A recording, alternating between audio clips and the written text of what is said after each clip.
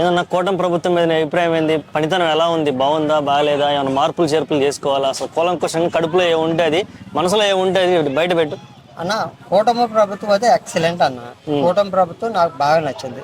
కాకపోతే ఏంటంటే మా వైపు వాలంటరీ 5,000 ఇచ్చారు, ఓకేనా.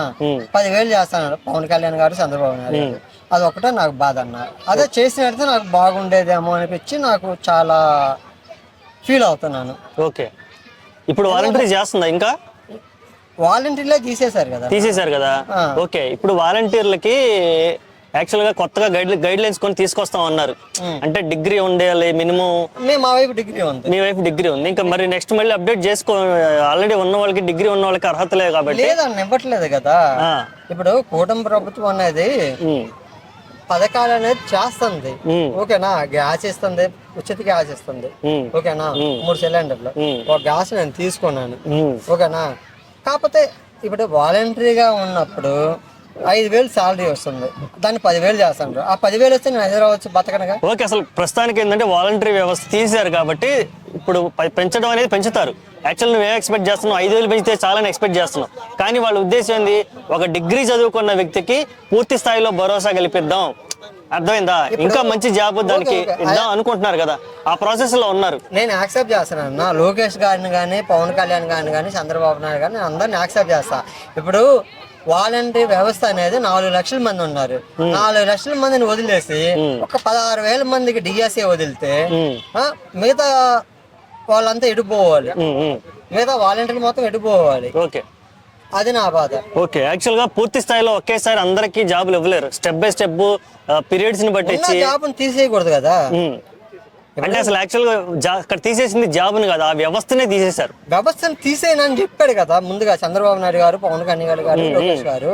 ఆ వాలంటీర్ వ్యవస్థను అనేది మేము తీసేయము, దాన్ని డబుల్ చేస్తాం, 10,000 సాలరీ చేస్తామని చెప్పి పర్టికులర్ గా మరి పవన్ కళ్యాణ్ గారు, చంద్రబాబు నాయుడు గారు చెప్పారు. చెప్పారా చెప్పలేదు మీ మీడియా విధంగా చెప్పండి. అయితే కూటమి ఈ మాటని వదిలేసింది అంటావు? వాలంటీర్ వ్యవస్థ అనేది వదిలేసింది. ఓకే, మిగిలిన విషయాల్లో ఏంది నీ అభిప్రాయం ఏంది? మిగిలిన విషయాలు ప్రతి ఒక్క విషయంలో మాకు గొట్టిపాటి రవికుమార్ గారు అని ఒక వ్యక్తి ఉంటాడు, అతనంత మంచి వ్యక్తి ఇంకెక్కడ నేను చూడలేదు, ఓకేనా. గొట్టిపాటి రవికుమార్ అనే వ్యక్తి చాలా మంచివాడు. ఏంది, అతనికి నేను చాలా సపోర్ట్ చేస్తా. మా నియోజకవర్గంలో అతను అంటే నేనే కాదు, ప్రతి వైసీపీ కార్యకర్త అక్కడి నుంచే స్టార్ట్ అవుతాడు. ఓకే, రాజశేఖర రెడ్డి ఉన్నప్పుడు కూడా గొట్టిపాటి రవికుమార్ ఒకటే చెప్పాడు, నాకు రాజకీయ భిక్ష పెట్టింది రాజశేఖర రెడ్డి. రాజశేఖర రెడ్డి అంటే నాకు అభిమానం, కానీ గొట్టిపాటి రవికుమార్ అంటే మాకు అభిమానం. నేను వైసీపీ కావచ్చు, కానీ గొట్టిపాటి రవికుమార్ అంటే నాకు అభిమానం. ఓకే, ఇంకా చంద్రబాబు నాయుడు గారు పరిపాలన బాగుందన్న. పవన్ కళ్యాణ్ గారు ఎక్సలెంట్. కాకపోతే ఏంటంటే పథకాలు నిలబెట్టుకుంటే వచ్చే 10 సంవత్సరాలు కూడా వాళ్ళ వ్యవస్థే నడిచింది. Okay, okay. ఎందుకంటే మనకి ఫండింగ్ కూడా నరేంద్ర మోడీ గారు మనకి ఫండింగ్ కూడా ఎక్కడ తగ్గడు.